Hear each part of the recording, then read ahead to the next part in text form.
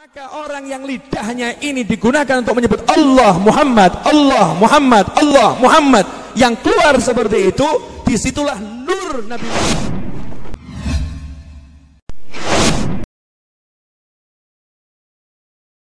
Jadi kalau bicara keistimewaan sholawat kepada Kanjeng Nabi Muhammad SAW, itu nggak akan ada ujungnya.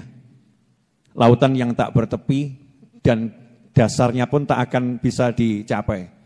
Karena saking luasnya ya, keutamaan dan banyaknya keutamaan sholawat pada Kanjeng Nabi Muhammad Sallallahu Alaihi Wasallam.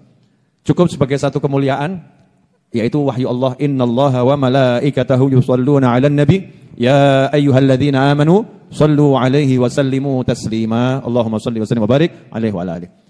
Di ayat tersebut sudah jelas Allah mengatakan Allah sendiri sholawat pada Nabi Muhammad Sallallahu Alaihi Wasallam. Malaikat sholawat itu biasa. Tapi Allah bersolawat pada Kanjeng Nabi SAW, ini adalah sesuatu yang luar biasa.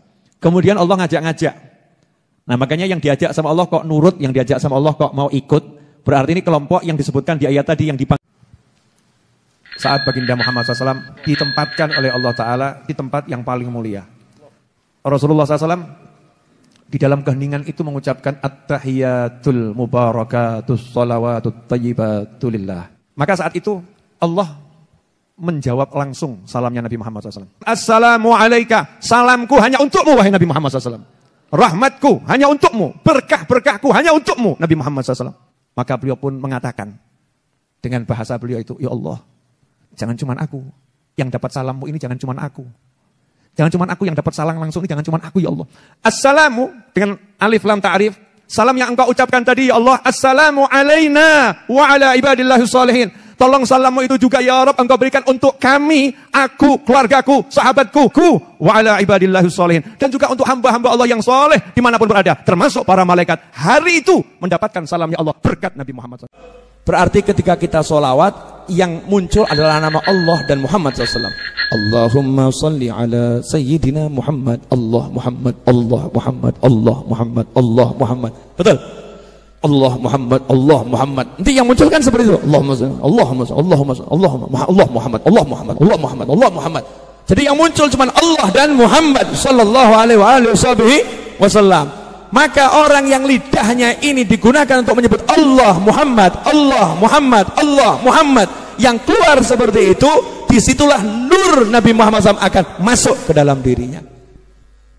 Nah begitu nur itu masuk dalam dirinya, ya sudah, yang jauh jadi dekat, yang menghalangi tidak akan tersingkirkan, tapi tidak akan jadi penghalang. Keren. Tiba-tiba dia bisa pergi kemana-mana sehingga membuat penghalangnya kaget. Pokoknya tempat dudukmu hiaslah dengan bersolawat kepadaku. Itu perintah Kanjeng Nabi Muhammad SAW. Zayyinu, hiaslah. Nah kalau kita ini duduk-duduk udah mikir belum untuk menjadikan tempat duduk kita bagus? Mesti mikir, betul kan ya? Oh karpetnya bagus enggak itu? Oh sound systemnya bagus enggak itu? Oh aromanya, pengharum ruangannya wangi atau tidak? Tempatnya untuk mengharumkan dilihat cantik atau tidak? Nah, ini saya pesan dari Jepara kan, dilihat aja kan enak. Tapi kalau kita duduk-duduk semuanya udah dibaguskan, tempatnya bakar dupa bagus, aromanya, parfumnya, entah semprotan, entah dengan dibakar, dengan dupa, apapun itu. Sudah cakep semua, karpetnya harganya 50 juta, Masya Allah. Karpetnya harganya sekian, ruangannya ber-AC, tapi nggak ada sholawat, ngobrol, nggak ada sholawatnya. Itu busuk aromanya, naudzubillah min dzalik. Dan dilihat dari langit, nggak ada hiasannya. Karena nggak ada hiasan rohaniahnya, nggak tertarik malaikat itu datang.